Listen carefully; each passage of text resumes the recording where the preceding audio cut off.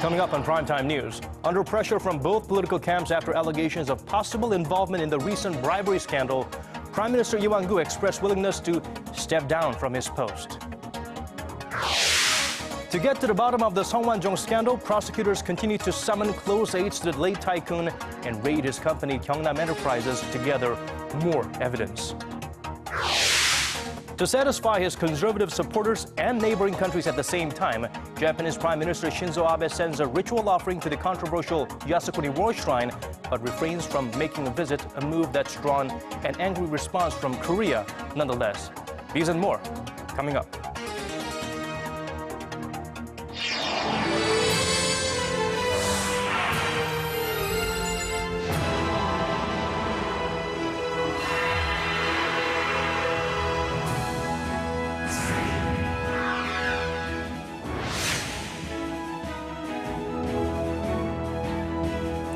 Hello and welcome to Primetime News on this Tuesday, April 21st. I'm Daniel Choy.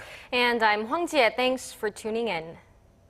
We begin with Korea's embattled Prime Minister Lee Wan-koo's offer to step down after being hounded by allegations of bribery and mounting calls for his resignation from both the ruling and opposition parties. Well, President Park Geun-hye, who is on a South America trip, called the resignation regrettable but is likely to accept it after returning home. Our Park Ji-won starts us off. The Prime Minister's office said Lee conveyed his intent to step down to President Park Geun-hye late Monday night. The surprise decision came with both political camps increasing the pressure on Lee to resign voluntarily. The main opposition party has said it would seek the Prime Minister's impeachment at the Assembly this week. On Monday, some senior ruling Saenuri Party lawmakers also called for Lee to vacate the position. With the resignation tendered, Deputy Prime Minister Choi Kyung-hwan led Tuesday morning's cabinet meeting in place of Lee. President Park, who's on a four-country tour of South America, has expressed deep regret over Lee's resignation.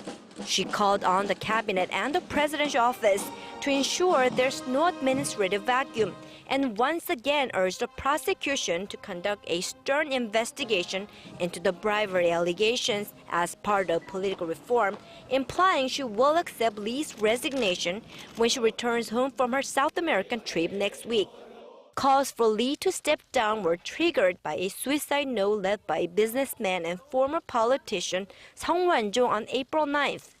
At the time, Sung was being investigated for creating illegal slush funds through a failed energy project that was greenlit by the Lee Myung-bak administration.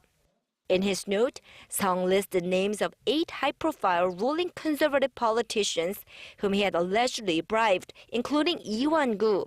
The Prime Minister is accused of accepting cash worth roughly $27,000 in 2013 when he was running for a seat in the National Assembly.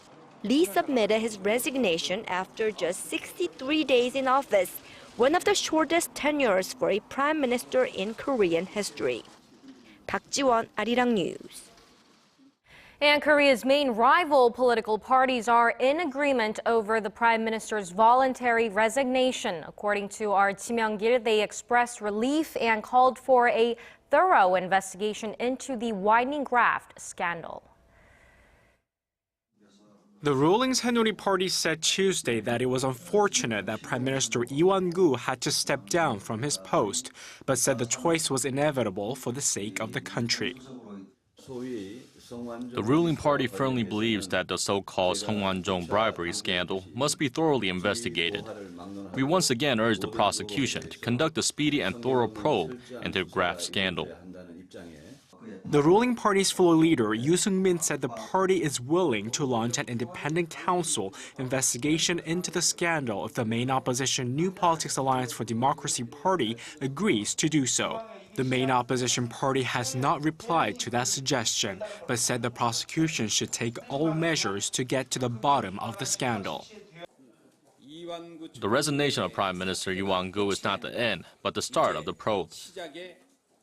The New Politics Alliance for Democracy will do all it can to reveal corruption involving officials from President Park's administration. However, lawmakers with the main opposition party may face similar bribery allegations, as suspicions grow that Sung may have been paying kickbacks to members of both parties for years. Prime Minister Lee's resignation comes more than a month after he declared an all-out war on corruption, promising to mobilize government resources to root out bribery. Kim Young-gil, Arirang News. Now that Lee has offered to step down, the prosecutor's investigation will likely speed up. Investigators summoned Sung Woan-jong's closest aide today. He's also a former executive member of the late businessman's company, Keangnam Enterprises. Prosecutors believe he may know key information about the bribery allegations made in Sung's suicide note. A team of prosecutors also raided the headquarters of Sung's company for the third time today to secure evidence such as CCTV recordings, computer hard disks, and documents, including meeting minutes. Other close aides like Sung's secretary and personal driver are likely to be summoned in the near future. Let's shift our sights outside of Korea. President Park Geun-hye, who is touring 4 countries in South America, is currently in Peru. At their summit meeting on Monday, the leaders of Korea and Peru agreed to expand their partnership beyond trade and investment. Our Choi Yoo-sun files this report from Lima. While Korea's first production in Peru of its trainer jet, the KT-1P, will be celebrated during President Park's visit, Xi and Peruvian President Ollanta Humala agreed to work together on Lima's advanced trainer jet project in the future. Korea Aerospace Industries is currently helping Peru acquire 20 trainer aircraft under a $200 million deal.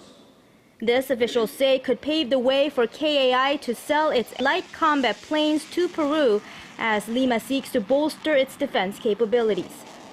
Aside from this, Korea sealed a deal with Peru to help develop a telemedicine service model for a large number of Peruvians who have no access to a medical facility. This will give Korean medical equipment manufacturers a chance to launch their business in the region. Under its development strategy, Peru plans to inject $100 billion into building infrastructure until 2021. 우리는 상생 협력의 확대를 통해서 페루의 국가 발전 전략 달성을 적극 지원해 나가고자 합니다. Deal signed Monday will take Korea a step closer to win development projects for Lima's water management and electricity distribution systems worth as much as $4 billion. On the cultural front, Korea's global broadcaster Arirang TV and Peru's most watched America TV signed a deal to share content and to co-produce with an aim to promote Korean culture beyond K-pop throughout the continent.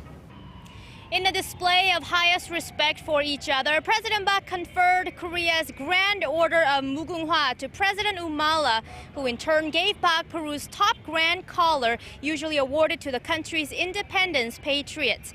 President Park will depart for Chile, the third leg of her South America tour, on Tuesday. Choi Yoo-sun, Arirang News, Lima. Let's talk about medical exports to Peru. Korean pharmaceutical and medical products are set to gain ground in the Peruvian market, with a reduction to the local drug ministry's approval period coming soon. On Tuesday, Korea's welfare ministry said the Peruvian government is implementing an executive order to speed up Korea's listing on the country's of high surveillance list. Once that's accomplished, it will take less than 3 months for the Peruvian drug ministry to authorize Korean pharmaceutical and medical products. The welfare ministry said demand is growing in the relatively new Latin American medical market, which grew at an average of 13% annually from 2009 to 2013. South Korea has been removed from the EU's preliminary list of countries engaged in illegal, unreported, and unregulated fishing. Seoul's Oceans and Fisheries Ministry said today that the decision by the European Union is in recognition of Korea's efforts to eradicate illegal fishing. Since its preliminary designation back in 2013, the Seoul's government has taken a series of measures to curb pirate fishing by its vessels, like requiring boats to have GPS tracking and reducing the number of fishing vessels operating in seas off West Africa. The U.S. also removed Korea from its preliminary list of illegal fishing countries in February. Shifting closer to home, a North Korean patrol ship crossed over the de facto inter-Korean maritime border early Tuesday morning after suffering an engine malfunction. South Korea's Joint Chiefs of Staff says the ship drifted to the southern side of the so-called Northern Limit Line, or NLL, at around 2:40 a.m. Korea time. The North notified the South Korean military that the ship was having some trouble. With the South closely monitoring the proceedings, the ship was towed back across the NLL by another North Korean vessel. Officials say the situation is now resolved, and fortunately, there was no exchange of fire.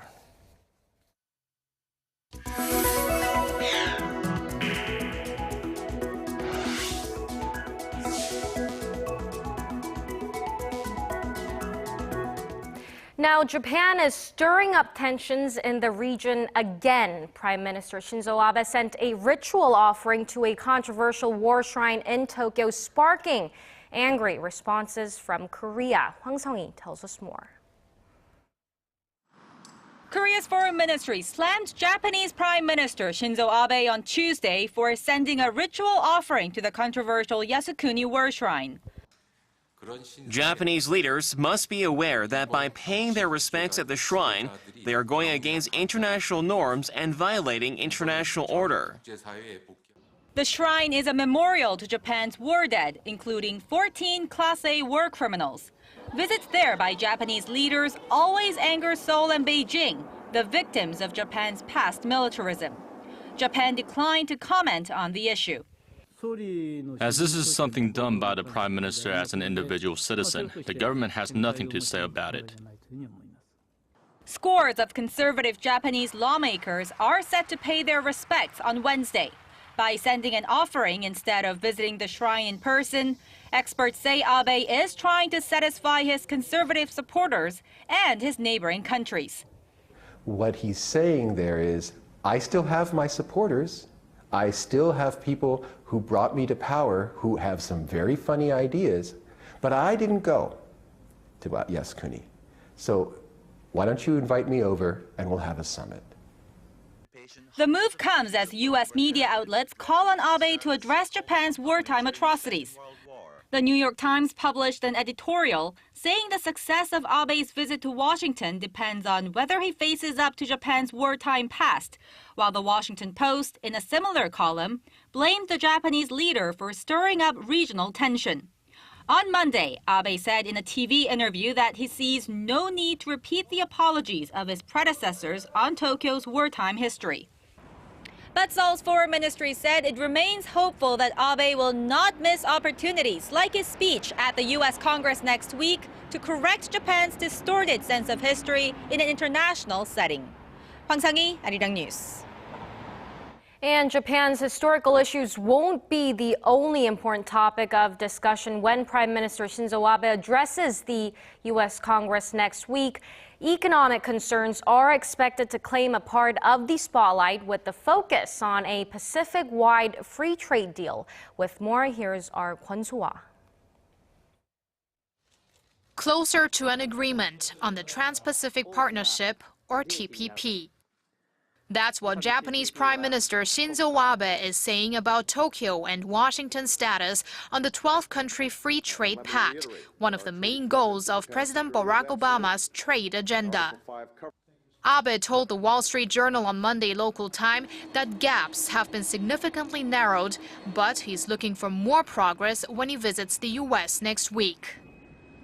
In regards to summit talks with President Obama slated for April 28th, where the TPP will be a key agenda, Abe said he has high hopes, but acknowledged there are still hurdles.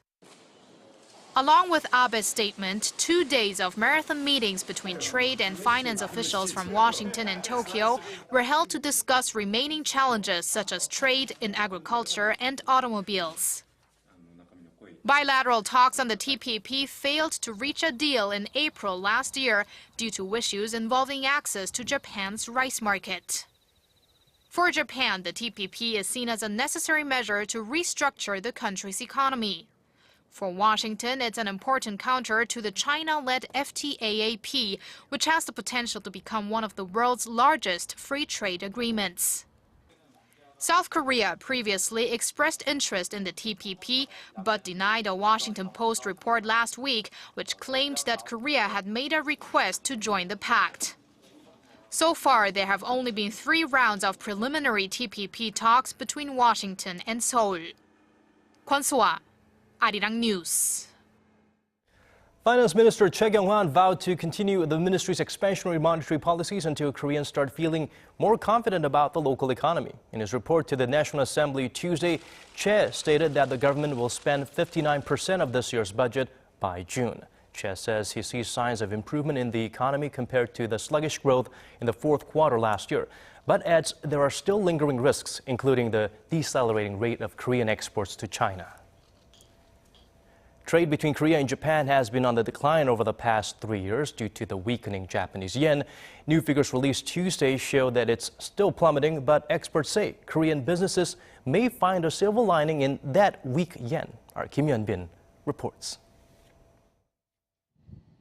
According to data released by the Korea Trade Association on Tuesday, business between the two countries dropped roughly 14% in the first quarter compared to the same period last year, totaling a little over $18.4 billion.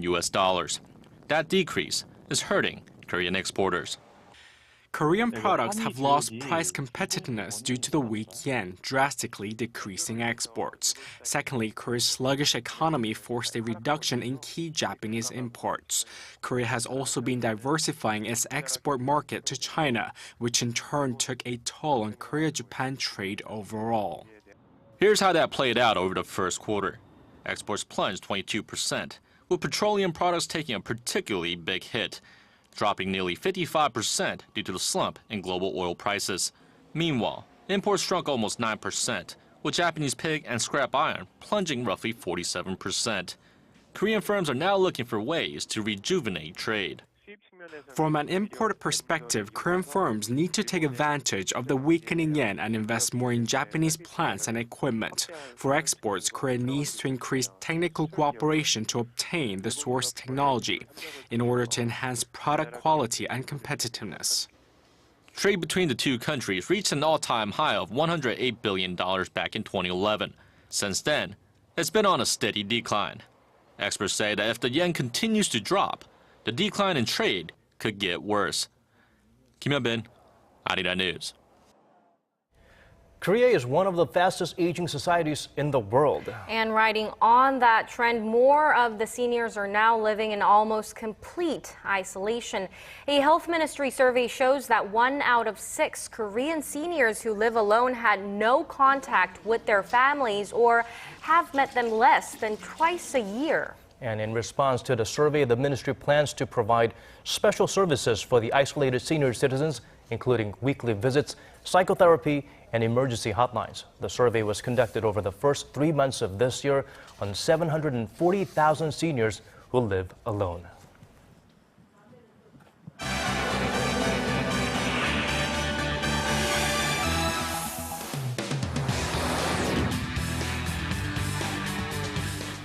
It's time to take a look at the top headlines from around the world with Paul Yee. Today we focus on Egypt sentences the leader of the Muslim Brotherhood to 20 years in prison. European leaders tackle the refugee crisis at sea, and Queen Elizabeth II marks her 89th birthday. Paul, let's start off in Egypt. It's been nearly 3 years since Mohamed Morsi was declared Egypt's first freely elected president. And give us the details of the final verdict. Well, a court in Cairo sentenced the country's former head of state to 2 decades in jail without parole. Now, 12 others, including senior figures of the Muslim Brotherhood, were also given the same prison term. Now, in a televised broadcast Tuesday, the presiding judge read out the ruling as the defendants remained defiant and used a 4-finger salute that has become a symbol of the state's crackdown on Islamists. Mohamed Morsi is sentenced to prison for 20 years with hard labor. He will be put under police surveillance for 5 years and is to pay for criminal procedures for using force and violence, detention, and physical torture. Morsi was ousted from power by Egypt's army chief Abdel Fattah al-Sisi following mass protests in 2013. Sisi went on to succeed him as president the following year. Despite winning over many Egyptians, critics have accused Sisi of widespread human rights abuses for the sake of stability. And turning to the European Union, the 28-nation bloc says it is introducing a 10-point action plan to tackle the growing refugee crisis in the Mediterranean in the wake of Sunday's deadly shipwreck. The political and military measures were announced in Luxembourg following a meeting with EU foreign and interior ministers. They include strengthening search and rescue operations in the Mediterranean and destroying boats used by human traffickers. Federica Mogherini, the European Union's foreign policy chief, said the member states needed to share the responsibility. First, I've seen a broad consensus on the need to fight united against traffickers and smugglers of human beings. We've identified some actions. Some of them can be implemented in a reasonably short period of time. In particular, I'm thinking of strengthening our presence in Niger, where we already have a mission. Meanwhile, the 27 sole survivors of the migrant boat that capsized off Libya arrived at port on Monday night. Italian authorities arrested the captain and a crew member on charges of homicide after they allegedly locked hundreds of passengers inside the doomed vessel. And turning to Somalia, 7 people, including 4 from the United Nations Children's Fund, have been killed in a suicide bomb attack in the northeast of the country. UN Secretary General Ban Ki-moon swiftly condemned the violence on Monday as outrageous and vowed to bring the assailants to justice. The men and women who bring humanitarian action to life are an inspiration to us all. Those who died in today's attack were not only from Somalia, but from other countries that have been in crisis, showing the solidarity that is humanitarian action is the best. UN officials say the attack occurred when an explosion hit a UN-marked vehicle carrying personnel from a range of countries. The Islamic militant group Al-Shabaab has claimed responsibility as part of efforts to overthrow the Somali government. And finally, Queen Elizabeth II is celebrating her 89th birthday on this Tuesday. Britain will be marking the royal occasion with a 41-gun salute in Hyde Park and a 62-gun salute at the Tower of London. Elizabeth has been on the throne for 62 years after being crowned Queen of the Commonwealth at 27. Despite her age, the world's oldest living monarch remains an active part of England's heritage. She will reportedly spend her birthday with members of the royal family at Windsor Castle, including her great-grandson, Prince George, who was born in 2013. And that wraps up our look at international stories for now. I'll see you back here tomorrow night.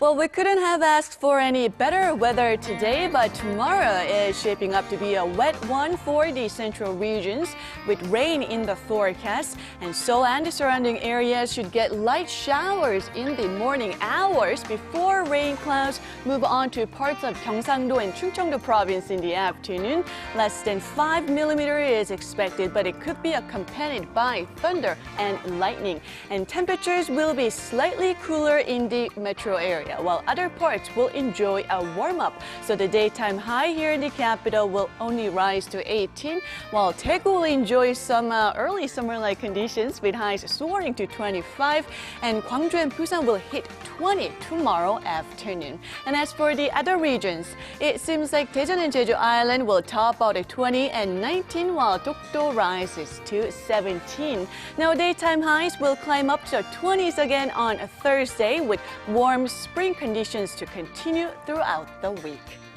Well, that's all for Korea, and here's international weather for viewers around the world.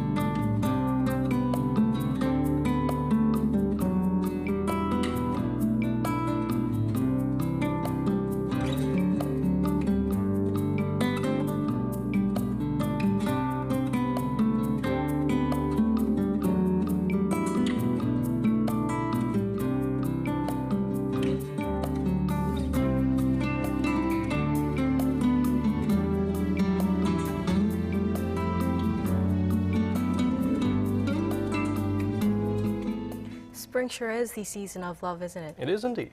And that's all we have for you at this hour from all of us here at Arirang News. Thank you for watching. I'm Hwang Ji-hye. And I'm Daniel Choy. Do join us again same time tomorrow. Good day or good evening, depending on where you're tuning in from.